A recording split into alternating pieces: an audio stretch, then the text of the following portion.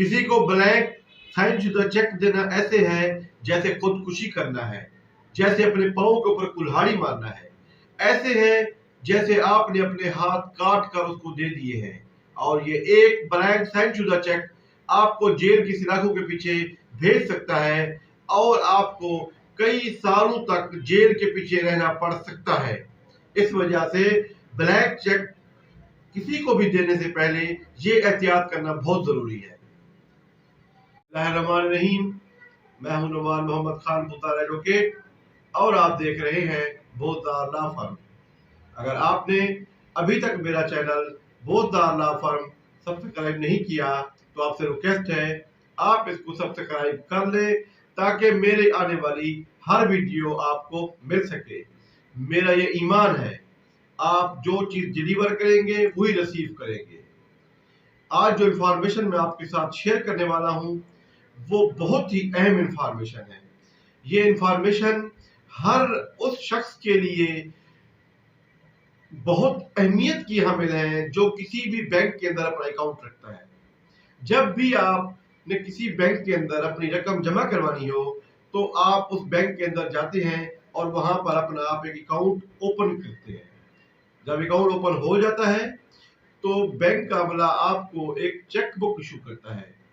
बज़ाहिर तो वो चेक बुक मुख्तलिफ जो सफ़हात हैं उस पर मुश्तमिल होती है, लेकिन उसकी बहुत बड़ी लीगल वैल्यू है। ये चेक्स यूज होते हैं जब आपने अपने अकाउंट से रकम निकलवानी हो या फिर आपने किसी को रकम अदा करनी हो और आप बजरिया चेक अदा करते हैं। लेकिन अगर आप किसी को ब्लैंक साइन शुदा चेक दे देते हैं तो ये ऐसे है जैसे आपने खुदकुशी कर ली है, जैसे आपने अपने पाँव पर कुल्हाड़ी मार दी है, जैसे आपने अपने हाथ काट कर दे दिए हैं। ऐसे है कि जैसे आपने एक बहुत बड़ा ऑफेंस कर लिया हो, क्योंकि ये एक चेक आपको जेल की सलाखों के पीछे भेज सकता है। ये एक चेक आपको कई साल तक जेल के अंदर रख सकता है। आमतौर पर ऐसे होता है कि जब आपने किसी को रकम अदा करनी हो 50,000 और आप ब्लैंक चेक दे दे तो वो उसके ऊपर 50 लाख भी लिख सकता है और आमतौर पर लोग लिखते हैं और फिर उसी चेक को वो बैंक के अंदर पेश करते हैं और जब आपके बैंक के अंदर वो रकम नहीं होती तो वो चेक डिसऑनर हो जाता है और एक डिसऑनर स्लिप इशू की जाती है कि इनके अकाउंट में पैसे नहीं थे। उसी डिसऑनर चेक की स्लिप को साथ लगाकर वो बंदा पुलिस स्टेशन जाकर आपके ऊपर एफआईआर करा देता है और जब एफआईआर होती है तो वो ऑफेंस पाकिस्तान पीनल कोड के सेक्शन 499 एफ के तहत होती है। उसमें दो चीजें देखी जाती हैं। पहली चीज कि ये चेक डिसऑनेस्टली इशू किया गया है, दूसरी चीज कि ये किसी रीपेमेंट ऑफ लोन के लिए था या किसी फुलफिलमेंट ऑफ रिक्वायरमेंट्स ऑब्लिगेशंस के लिए था। जब ये दोनों चीजें आप करते हैं, किसी को डिसऑनेस्टली इशू करते हैं या रीपेमेंट ऑफ लोन के लिए इशू करते हैं और अदा नहीं कर सकते, डिसऑनर हो जाता है, फिर आपके ऊपर एफआईआर हो जाती है और आपको कई साल तक जेल की हवा खाना पड़ सकती है। और मैं बताऊं, जब ब्लैंक चेक होता है तो जो सूदखोर लोग होते हैं जो आमतौर पर सूद का कारोबार करते हैं वो 50,000 को 50 लाख भी लिख देते हैं और आमतौर पर लिखते हैं ताकि वो आपसे एक्स्ट्रा रकम वसूल कर सके।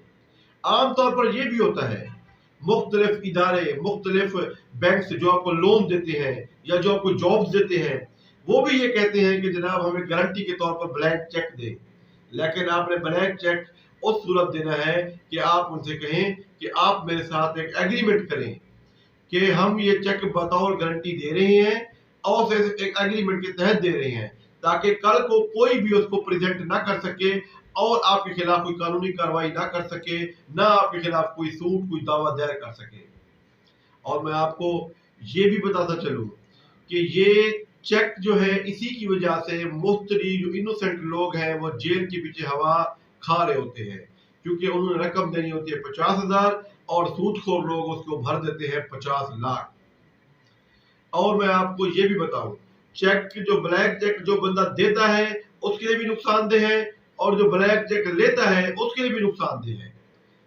वो इस तरीके से जब आप किसी को ब्लैंक साइन शुदा चेक देते हैं तो वो बंदा अपनी मर्जी की डेट डालता है वो बंदा अपनी मर्जी की रकम डालता है और रकम डालकर आपके ऊपर एफआईआर कराता है।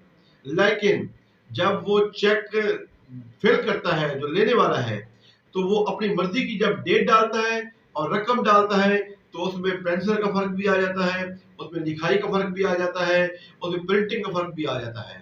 तो इस वजह से जब भी किसी को चेक दें तो लिख कर दें, और जो वसूल करने वाला हो जब उसने किसी बंदे से रकम लेनी हो तो वो उससे मुकम्मल फिलशुदा चेक ले। उम्मीद है मेरी आज की इंफॉर्मेशन आपके लिए काफी मौसर साबित होगी।